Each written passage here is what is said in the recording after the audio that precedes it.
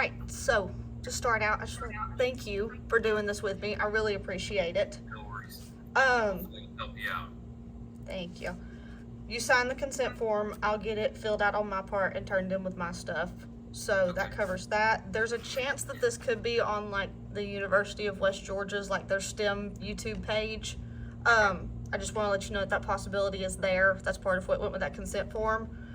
But starting off, my name is Olivia Long. Can you tell us what your name is, please? Yeah, my name's Tom Golden. Okay. And Tom, what is your official job title?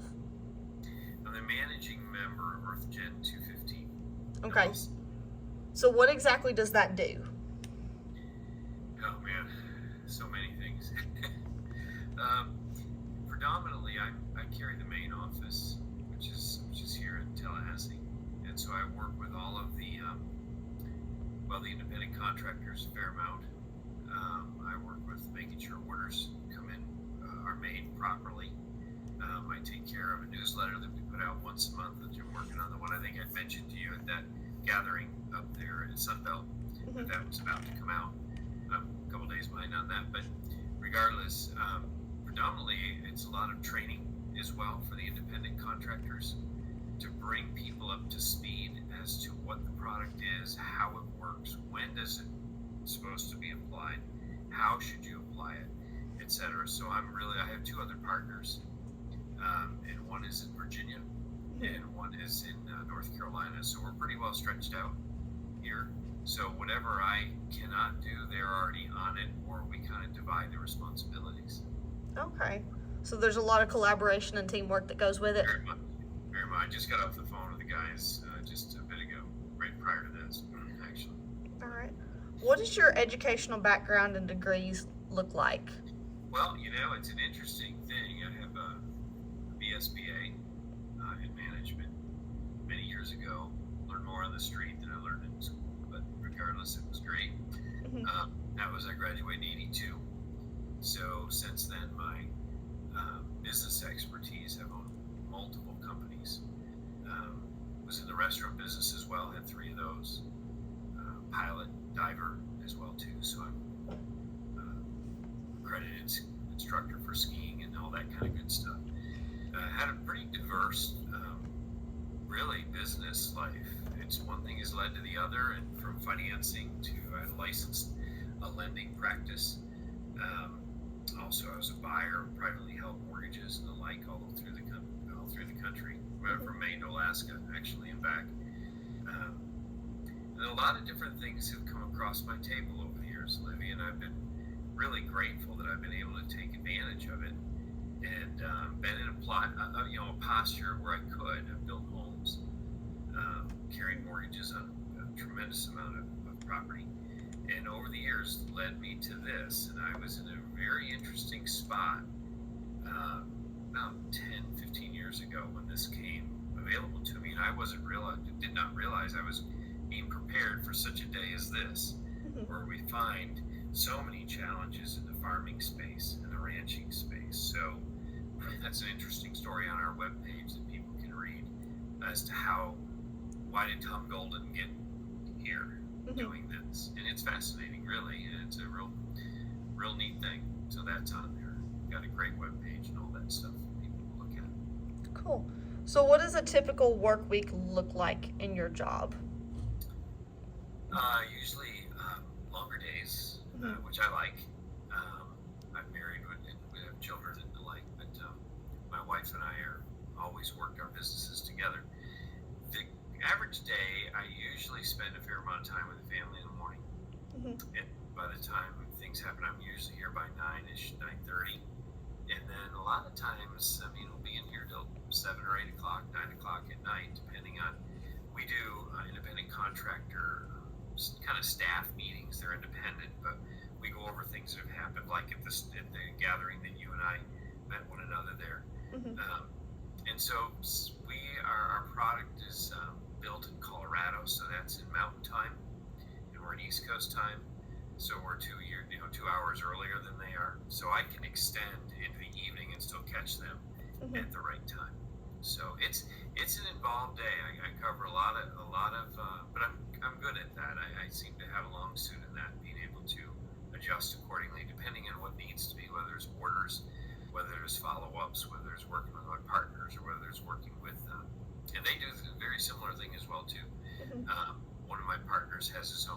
farm to table operation. Mhm. Branch, the other farmer is retired, the other partner is retired from Philip Morris for many years. And so we all have lawsuits that really benefit our customers as to how we can describe what the product does, when and how, and the change that takes place. It's an OMRI certified product, so that's an Organic Materials Review Institute registered product.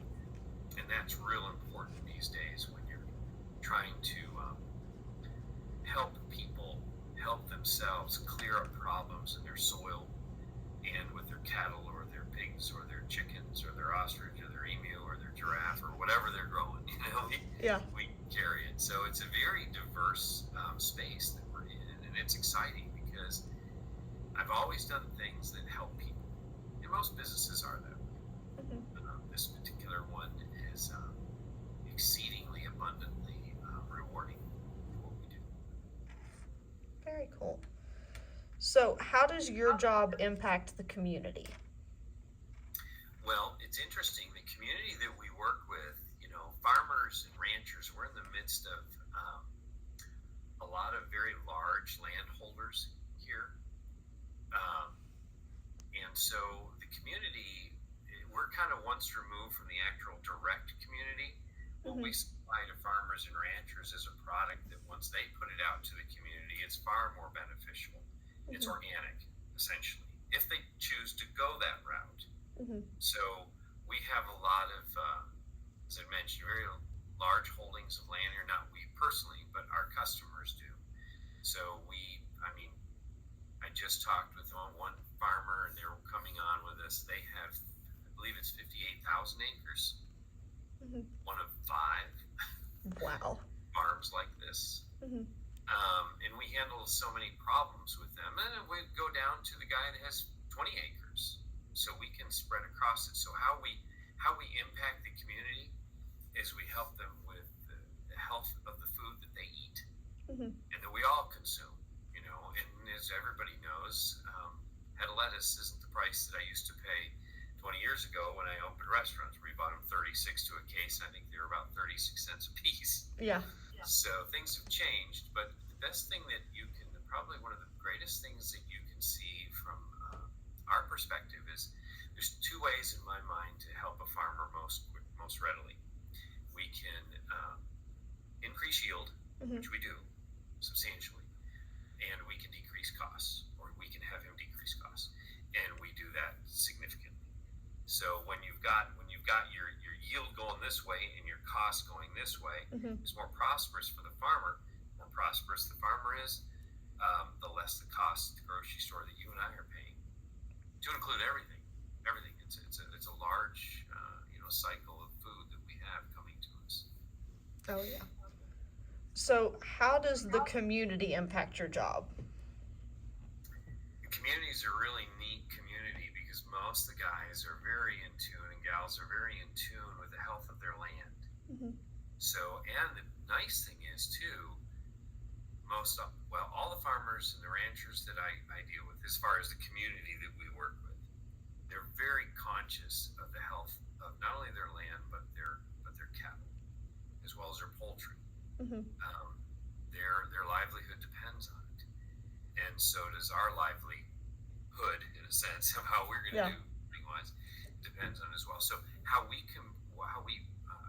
impact is we are, again, increasing yields, dropping costs, and it's organically certified, so that when we've had some people that have said, I wouldn't let my children eat the potatoes I grow. I think I mentioned that to you. Yeah. That's startling because there's so many inputs going into the fields that everything that is going against what would be kind of good for us to ingest. We're putting a lot of chemicals down on the ground. Well, that's why, and you're very in tune with it, sitting where we are here, we have runoff challenges, big challenges. So we have to address that, and what we address in the soil is at the microbial level, the biological soil level, such that you have porosity.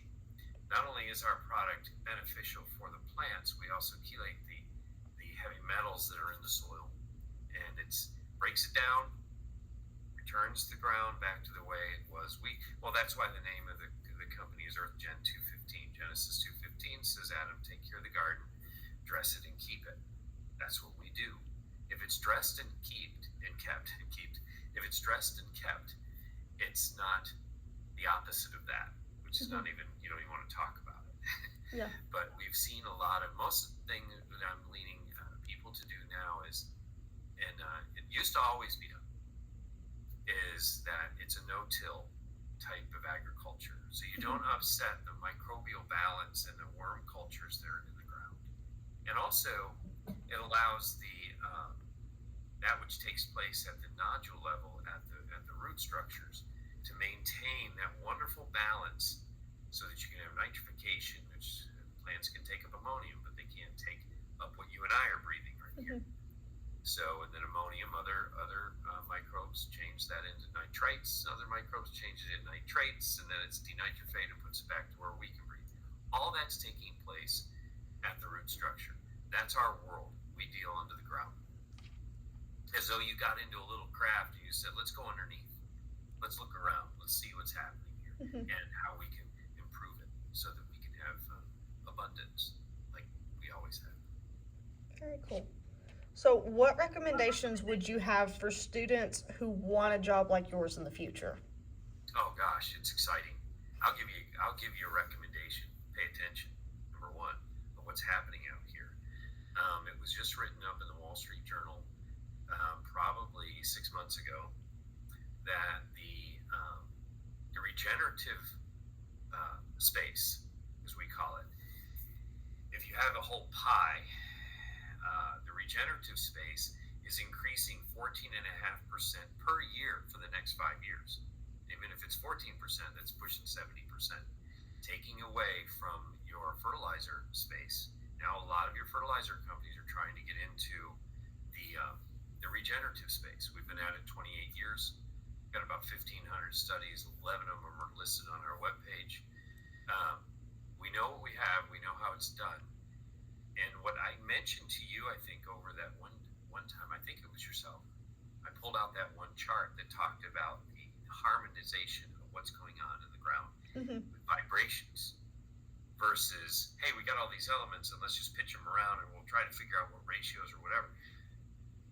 What we were led to understand, and the gentleman that created the product was led to understand that it's about octaves, 9 octaves of music. As you go up, well, not necessarily music, it's music if you create the right elements at the right ratios, it becomes music. If not, you just have noise, in a sense. And that's why our product does so well, because looking at the elemental chart, not through atomic weights, but through frequencies, everything vibrates. Lead vibrates, this computer vibrates, this table vibrates, everything vibrates.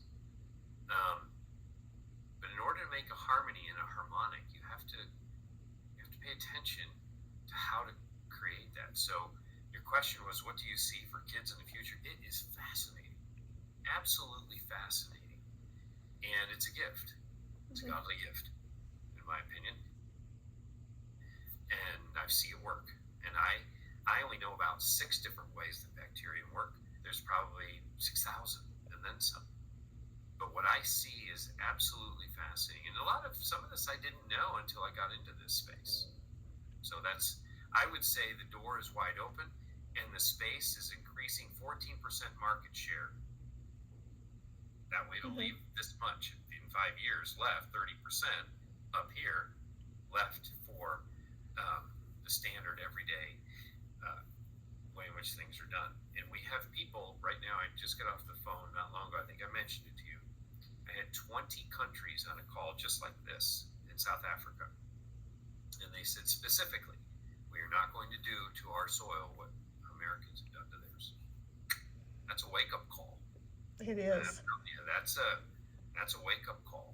And so they're very conscious of that. And then right after that, CBN got on the phone and I had conversations with 6 more countries because they view little small farms around the world helping these people feed themselves.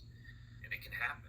It can happen fast if we pay attention. So I think it's a real wide open bonanza for kids, for young people coming into this arena, and I applaud it. Really, we need to have the younger ones come in, because the older ones are right up to here with costs and expenses. And so the younger kids or children are saying, I get that. And we're not really into it. We want to make a living, and you've worked your life off. But if you take a look at some of the people up in the Amish, the Pennsylvania Dutch, and some of those areas, they tend to their soil, and that's where I think you'll find a lot of opportunity in the very, very near future. Okay. You had mentioned earlier about runoff and fertilizers. So how does your product affect that? Multiple ways. Number one, one of the reasons you have runoff is you don't have porosity in your soil. Okay, there's no sponge there because we have neglected the microbiome, which creates the tilth. They create the air chambers. They create the air, the oxygenate the environment. And what happens is the worms are coming up through, and they create the channels for the gasification of what the microbes are doing under the ground. It's this constant system. When I was young, I was 7 years old, and I had a worm business, night crawlers for fishermen. And at night, they'd come out and they'd lay out, Olivia, and they'd copulate and they'd defecate and they'd die off, and then they'd run down in the hole before I could get them. But I'd get buckets of them, and I'd sold them for 2 cents a piece. It's an interesting thing. I didn't know then what I sure know now. Those were the natural aerators, and they created the chambers for sulfuric gases or nitrogen. Nitrogen naturally occurs in the soil. If anybody gets a chance, they can catch up with us about nitrification. You can look at it online. Watch the videos that are out there of the natural occurrence, because it's like yourself. When you're a child, you can't sit down to T-bone steak, right? There is a time in which the plant can actually absorb. So you don't want to just throw down nitrate, which winds up to be really some of your gases that are detrimental. The only way that nitrate needs to be is going into the root structure. And then the microbes change nitrate back into N2, which is nitrogen that we breathe. 78% of what we breathe right here is nitrogen. Okay? And so there's a process. It's a life process that happens there. And so when you take a look at what is happening with runoff, number one, porosity. Okay? And then so if you don't have porosity, why don't you have porosity? Well, you've really neglected the workers in the mill, and the whole mill collapses due to pressure from above, compaction. And so now you've got compaction. Here's another thing that happens with compaction. You don't really get oxygen into the soil, and you have an abundance of carbon dioxide and different things that are in the soil, but it suffocates out. So there are certain organisms like nematodes that love a non-oxygenated environment. Horrendous challenge for golf courses, for instance. Another thing with golf courses, huge runoff. They're fertilizing all the time. And there's a couple, 2 or 3 now, organic golf courses. And I honestly believe that's going to be probably one of the greatest areas, because it's a very toxic environment to golf.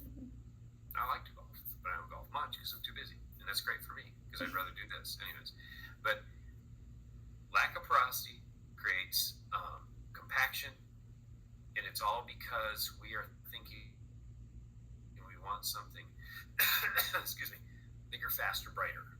Nobody asks, is it nutritious? Why is it we can get 1 tomato be worth 10? It's because within the microbes, they release the micronutrients. We actually add micro, macro nutrients, probiotics, enzymes, and electrolytes back in the soil. Electrolytes is a huge one.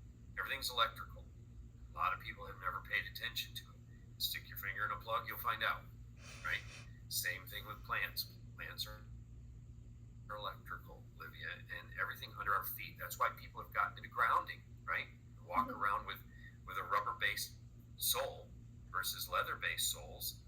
All this stuff is coming back around, in one generation, 60 years, generally a generation, we've moved into a place that we didn't realize we were slowly being moved into. Yeah, grounding is a big deal, and it makes sense because you're electrical. Mm-hmm. So there's a lot that goes on in this space, which is very exciting for me. And I was in the capital markets before this, but I've done a lot of things in my life. And so when I see something that can help people, I called some buddies and I said, we can do this and we can fix this. This manatee problem, Mm-hmm. which was die-off events, and you're very familiar with it. Twice as many manatee are dying from starvation. They're not dying from toxicity. They're dying from starvation, where you've got an overabundance of chemicals going in the water, causing algae to bloom, covers over the seagrass. Manatee don't have seagrass to eat, so they're dying of starvation. You see, I can't believe it. Well, I used to swim with the manatee when I was a kid. Whether it was legal or not, I did it. It was fun down at Crystal River. But when I heard of that, I was standing one day, Olivia, and I just said to myself, it's like God talking to me, Tommy, you know how to fix this. I do. Because I spent 10 years in the capital markets with the Creator's gold holdings up in Victor, Colorado. So I was the only one allowed in the plant. It was a wonderful thing. And I didn't know at that time I was being prepared for such a time as this. And I'm grateful I am, because I can help people again. That's awesome. The last one kind of leads into this, but why did you choose this career? I think it was chosen for me. I'm uniquely qualified because I don't mind taking on challenges. Mm-hmm. And I don't mind changing gears in midstream if I want to. I've been able to do it my whole life. I've been working on a payroll since I was 12. I've owned multiple companies, like I'd mentioned before, and it's always helping people. Mm-hmm. And God, generally, well, all the time, is guiding me if I pay attention. If I pay attention, if I'm quiet, I see it. It's just like George Washington Carver. How do you figure out so much about how to do a peanut? I think it's a peanut. Went in the woods and was quiet. Next thing you know, it's making something else. Oh. And so that is the way here. I have found that God is way out ahead of me. I'm happy He is. And so from my perspective, I'm grateful to have seen. I'm a kind of guy that likes to fix things. I've built homes. There are a number of them. And I was brought up to understand that you are only given a credit card width between your top plate and your stud. Meaning when you're building a roof, I'll give you just that much of gap. So I like things to be right. I was brought up drafting in school. I was the only first person in school to get an award for that. Everybody else is playing basketball and stuff, which is great. I loved it, all that. But I like things to be perfect and right. Mm-hmm. Challenges me when I see things. Some people call it, what is it? Not ACDC, what do they call it? People that like to see things right. But Mm-hmm. those are your engineers. Those are people that build buildings, build size skyscrapers. They put in roads. They build homes. They create things. And because if it's not right, it won't harmonize. And that's what our product does. It's a right product. And it comes in multiple different forms. It can come in, as you saw, the liquid and the dry. Mm-hmm. And we can address many problems. And this kind of fix-it is otherworldly in a sense, but it's always been here on our world. It's just when you start to witness it, it's a treat, Olivia. It is. It's a treat. And it's a gift. And it's insight that's been given at a time where all over the world we need to do better, and we can do better. And I've never met someone that doesn't want to do better. Yeah. Given half a chance, Olivia. And if you take a test twice, sometimes you can. And in this world, sometimes it's a challenge to get a second run. And we're providing a way where I can fix it. I can fix it, and I can fix it fast. I can be an agent to fix it. Yeah. The microbes, I mean, my wife doesn't want a bug on her shoulder, Yeah.